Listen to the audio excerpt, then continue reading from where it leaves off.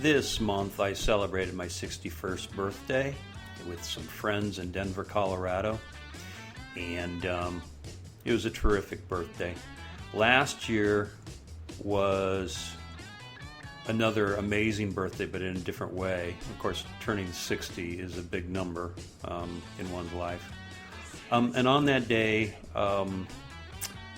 it actually had completed quite an interesting year, and I sat down and I wrote a letter to myself.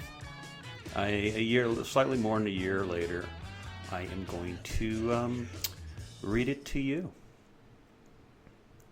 Dear Mark, this day has nothing to do with you.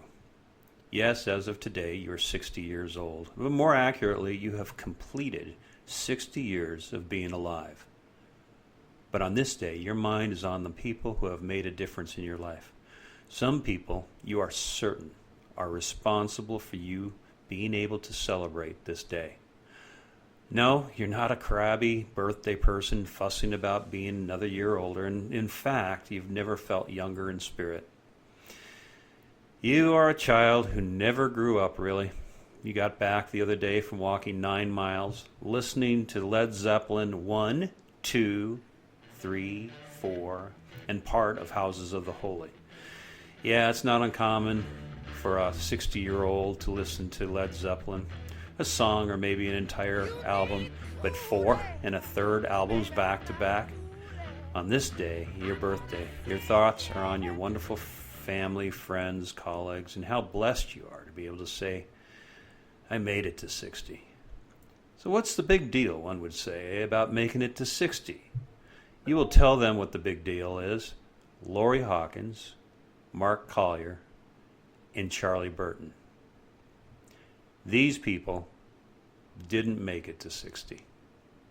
Let's talk about Mark Collier briefly, because you hadn't been in touch with Mark for many years, but you lived with Mark after high school while you were working and trying to go to school. Mark was a Texas guy, pure Texas. He was his own man. Mark, Tom Allen, and you rented a house in Old Littleton on Greenwood Street. Although you all worked, you were into music and bands and partying and girls, and the house became pretty popular, if I know what you mean.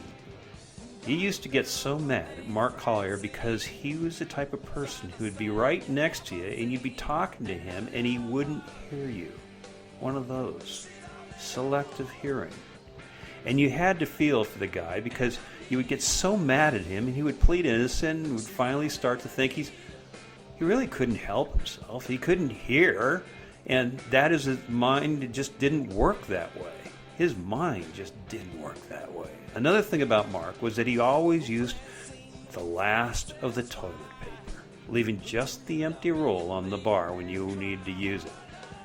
You think you learned this from your dad, but you would get so frickin' mad that you would go ballistic. Mark would look stunned, and anybody would get so mad over an empty roll of toilet paper, and you always blamed him. Poor Mark Collier. Mark was a brilliant guy, super smart. All your friends were. You just didn't like hanging around dummies, did you, Mark? Later in life, you and Mark met up and lived near each other in Glendale, a part of Denver that had nothing but apartment houses and nightclubs. And you hated the disco era, and you had no idea why you lived down there, but nevertheless, that's where Mark lived. And so the two Marks would get together and play whatever bridge or other card game we could play with just the two of us. And there would be 4 feet of snow on the ground, and we'd just sit inside and play inside his place and play cards. And I think that was in the late 70s, and that is the last time you saw him. It wasn't until a few years ago that you heard from him, and he told you he was sick and sounded very down. In subsequent phone conversations, he told you his liver was failing and that things looked bad, and it wasn't long after that his ex-wife, fellow Arapahoe High classmate Allison, through Facebook, told you that Mark had died.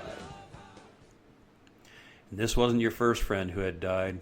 Joey Scheidler, a friend and boss of many of your close friends who worked with you at Leader Western Store in Denver, died instantly one day after taking one too many lewds and getting behind the wheel of his Porsche 911T on Hampden Avenue near Havana. It was a beautiful Denver Broncos Sunday, and you got the call from Chris LaForge. You were devastated. Leader Western was not only a Western store, it was a culture. Chris, Tom Allen, Mark Collier worked at the small Cinderella City location in Inglewood and the Shamrock Mall. You worked at the larger 60 South Broadway location, home of the Midnight Cowboy Sale, which is the Three Kings Tavern nightclub today. Joey Scheidler and his brother Jay were older than we were. Jay was Wally, and Joey was the Beaver, kind of. Joey was always getting himself into problems, and Jay would try to talk some sense into him. The 60 South Broadway store was famous for attracting rock stars and the like, and when they came touring, we had a water bed and water pipe in the basement and stuff like that. We'd all go downstairs in the basement and party. We sold concert tickets for Phaline back in the days before Ticketmaster. Paper tickets. We would skin off the best tickets for us prior to sale. People would line up and stay overnight and waiting for us to open up and sell them tickets. And so back to Led Zeppelin. One day a guy came up to you and said in a deep British accent, "Do you know where we can get a good burger around here?" And you got to chatting with the bloke and casually said, "Hey, Zeppelin's in town. Gonna go see him?" "I'm the bass player." Well, you looked over and saw that the guy with the long blonde mane was obviously Robert Plant and realized you had just made an ass out of yourself with John Paul Jones.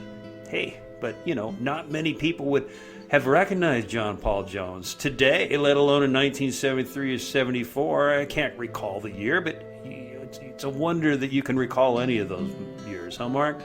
Joey, part of the family who owned Leader Western store, died in a car crash. That was the end of an era, and the end of you wanting to live the lives being lived at Leader Western because you wanted to live, right, Mark? It was a fun time, but a time you needed to grow up.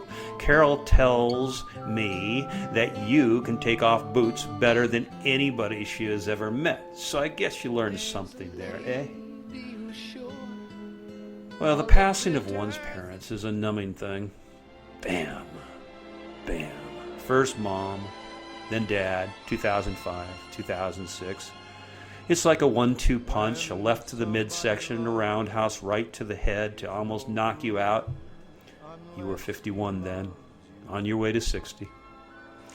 One's parents are supposed to pass away at some point after living a good life, and we hope they are older than younger. Your dad made it to 84. Your mom only 77, but she had stage 4 lung cancer. There isn't a day you miss your folks, but as you said, this isn't about them. This is about Lori Hawkins, Charlie Burton, and Mark Collier. Charlie Burton, your contemporary. He really wasn't your only best friend, because at various times you were closer to other friends. Your dog is your best friend, your wife, your girlfriend. But Charlie was your best friend. You met Charlie playing basketball on Don Mitchie's driveway on a hot summer day between 9th grade and our sophomore year of high school. Jim Stone was there too. Met them at the same time. Jim and Charlie were best friends, and somehow you knew Don and his best bud Ted Springsteen. And we all got together in South Glen on a wonderful summer day and played basketball. Jim, Charlie, Don, Ted, and me. It's a little fuzzy just how you met a lot of people, because there were 2 major junior highs that fed into Arapahoe High School. Everybody, except for Chris LaForge, went to Newton, it seemed. Chris and you went to Euclid. Mark Collier arrived when we were actually in high school with the rest of the oil boom bumper crop from Texas and Oklahoma that yielded many fine friends. It was quite an incestuous bunch. You all dated each other's girlfriends, it seems. Even to this day, a girl you dated, Nancy, was once Charlie's girlfriend, but ended up marrying Jim, your other best friend. See? And you haven't mentioned Gary Bang, your other best friend. The reason you bring up Gary is that he rounds out all of your best buddies you hung with in your school days. Gary is important because today he's the best friend whom you and Carol see most often when you travel to Denver. Gary is also important because both of you were married to the same woman. A George Harrison and Eric Clapton thing, I guess. At different times, of course, but in those days, who knows? As you said, all the friends you hung around with and still hang around with are no dummies, except for the fact that you warned Gary, and he later learned. Gary these days is married to Karen. No, not the same Karen I dated in high school. It has to stop somewhere. Another important thing about Gary is that Charlie, Gary, and you used to do this routine of singing and air guitaring Sweet Judy Blue Eyes at every party y'all attended. This was high school, and many of the parties were in the basement of Earl Brookshire's grandparents' kind of quasi-house barn on Orchard Road. Charlie and Gary were the worst singers of the three, and you weren't far behind because you could carry a tune, so you did the lead, the Stephen Stills part, that is. It was sometime during 2008 when you received the call. It was Charlie, as jovial as usual, wondering how you were, what was up, how the boys were. You know, the usual what's up from a close friend. You always talked about work, and you always talked about your families. You were particularly close to Charlie's family because he used to work at United Airlines with you, even after school, and he used to work in the computer center with your folks. With both folks.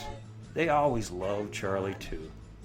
It was Charlie who came walking across the field at DeCoven Park after your mom had died. And you had to leave the house because your dad and your sister were just too much for you to take. And you needed some peace. But the person you called was Charlie. And it was this day on 2008 that this call came in. Charlie told you that they had found some lumps in his head, and one thing led to another, and before you knew it, Charlie was telling you he had cancer. You can't even type this without tearing up. Mom had died of the big C. But Charlie? No fucking way. Charlie was as upbeat as he always was, and this was no time to sit on the phone and start freaking out. You told Charlie everything will be okay, told him you loved him, and ended the call and screamed. Good time Charlie gave you the blues, both figuratively and literally. His taste in music was eclectic, much more than yours. One day he would be into David Bowie. The next day he'd be into Tom Waits, jazz, blues. You know a hell of a lot about music, Mark, but it was Charlie who tuned you on to just about everybody. God, you owe him a lot. We always said everybody was a friend of Charlie's. His name was Charlie. He would have made a terrible Charles or Chuck. You would call him Chaz and even Chuckles, but Charlie's name fit him perfectly. He had no enemies. He would speak no ill on anyone. Charlie used to pour lighter fluid on his jeans. Up at the family cabin in Indian Hills, Colorado, and he would light his legs on fire. And we'd say, "Oh, Charlie, don't do that. You're scaring us." You and Charlie would drive around doing nothing. Just drive around. You'd say something to egg him on, and he would take his hand and make it into a fist. And as he was driving, give me a back hand into your ribs. Oh, Charlie, you'd say, that hurt. Charlie never did stop doing that. It was just one of those Charlie things he would do. I think my chest still hurts because of those smacks. Stephen Stills was coming to the Ogden Theater on Colfax, and you asked he and his wife Fran, as well as his sister Nancy, still a very close friend to this day, to the concert. Charlie was jazzed and would do his best to make it. He was part of that CSNY thing. He was one of your first ever concerts at Denver Coliseum. You know, it was that thing you all would do at parties. Stephen Stills was Red Rocks. He was Red Rocks, and he was Colorado. And this is the most important thing. You knew by this time this would be the last concert you and Charlie would attend together. Carol and you were landed at Denver International, and Charlie called. He said he was so sorry he wasn't feeling well enough to come later that evening. In your selfish thoughts, you were really disappointed that his health was going to mess up the last waltz, so to speak, but you can't imagine what he was going through at that time. The rest of us met at the Cheeky Monk Belgian Beer Cafe on Colfax and ate and drank and toasted Charlie and then wandered over to the concert. Stills played Sweet Judy Blue Eyes in the middle of a packed standing crowd. You cried your eyes out.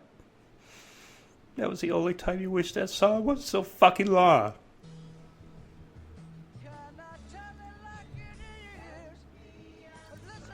Charlie passed away on May 16, 2009, 34 days after the Stills concert and just 11 days before his 55th birthday.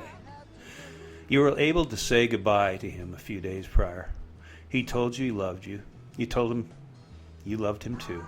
You tucked a note that read something in his pajama top pocket. You don't know what it said. It didn't matter. It was the best day of your life that you got to say goodbye. But it was also the worst. Charlie had purchased his parents' home in South Glen, which you always thought was cool because the very same house you grew up in was the very same house where Charlie's celebration of life was after he passed.